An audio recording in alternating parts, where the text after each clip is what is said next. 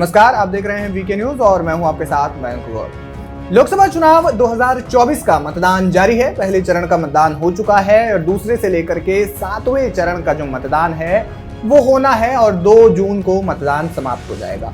इसको लेकर के कई हॉट सीट्स भी हैं जहां पर जो है वो चुनाव खासा दिलचस्प हो जाएगा, खासा दिलचस्प हो भी रहा है।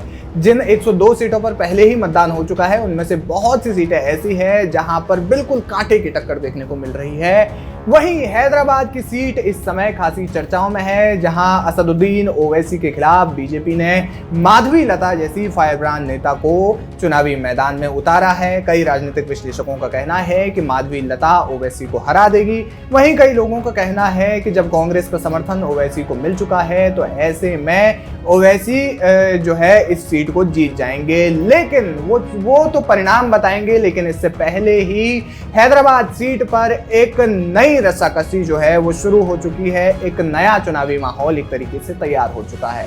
माहौल है एक ही पार्टी के 2 उम्मीदवार और वो भी 2 भाई एक ही सीट से मैदान में उतर गए हैं। नामांकन भी भर दिया है। पार्टी है AIMIM और 2 भाई हैं असदुद्दीन ओवैसी और अकबरुद्दीन ओवैसी। अब आप पूछेंगे कि क्या इन्होंने एक दूसरे के खिलाफ पर्चा भरा है? जवाब है नहीं। असदुद्दीन ओवैसी ने अल्टरनेट के रूप में, अपने वैकल्पिक प्रत्याशी के रूप में अपने भाई अकबरुद्दीन ओवैसी को उतारा है। और असदुद्दीन ओवैसी ने ये इसलिए किया क्योंकि सूरत में बीजेपी के प्रत्याशी निर्दलीय जीत गए थे। कांग्रेस का जो नामांकन था, कांग्रेस पार्टी से जो उम्मीदवार थे उनका नामांकन अंतिम समय में रद्द कर दिया गया, क्योंकि उनकी 3 जगहों पर हस्ताक्षर को लेकर के और जो बाकी चीजें हैं उसमें त्रुटियों को लेकर के उनका नामांकन रद्द कर दिया गया। और इसी के डर से ओवैसी ने भी अपना वैकल्पिक प्रत्याशी मैदान में उतार दिया है। यानी कि अगर किसी भी परिस्थिति में असदुद्दीन ओवैसी का नामांकन खारिज होता है तो उस परिस्थिति में अकबरुद्दीन ओवैसी चुनावी मैदान में होंगे और फिर उनकी जगह पर वो चुनाव लड़ेंगे। इससे पहले तक ये स्पष्ट था कि असदुद्दीन ओवैसी ही हैदराबाद सीट से चुनाव लड़ेंगे।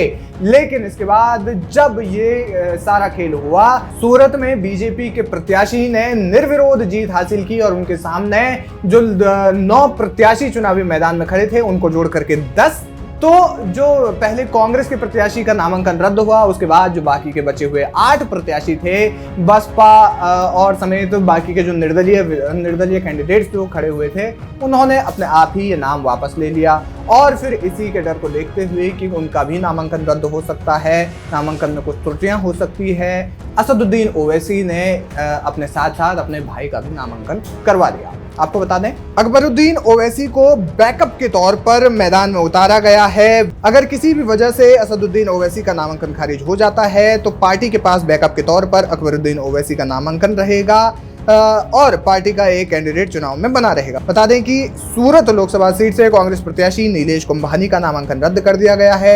उनके 3 प्रस्तावकों के हस्ताक्षर के सत्यापन में कुछ गड़बड़ी पाई गई थी और असदुद्दीन ओवैसी लगातार जो है 4 बार सांसद चुने गए हैं। वहीं उनके पिता सलाउद्दीन ओवैसी इसी सीट से 6 बार चुनाव जीत चुके हैं और इस बार असदुद्दीन ओवैसी के खिलाफ भाजपा ने माधवी लता को मैदान में उतारा है। वहीं भारत राष्ट्र समिति की ओर से गद्दाम श्रीनिवास यादव जो है वो चुनावी मैदान में हैं। यानी कि असदुद्दीन ओवैसी को कहीं ना कहीं एक डर जरूर सता रहा है कि ये सीट उनके हाथ से निकल सकती है और ऐसे में उन्होंने एक अल्टरनेट कैंडिडेट जो है उसके रूप में अपने भाई अकबरुद्दीन ओवैसी को चुनावी मैदान में उतार दिया है। अगर असदुद्दीन ओवैसी का नामांकन खारिज होता है, रद्द किया जाता है, तो उस परिस्थिति में अकबरुद्दीन ओवैसी को मैदान में उतारा जाएगा, जो कहीं ना कहीं बीजेपी के लिए एक अच्छी बात साबित हो सकती है, क्योंकि जितना दबदबा असदुद्दीन ओवैसी का उस सीट पर है उससे थोड़ा सा कम जो है वो अकबरुद्दीन ओवैसी का है।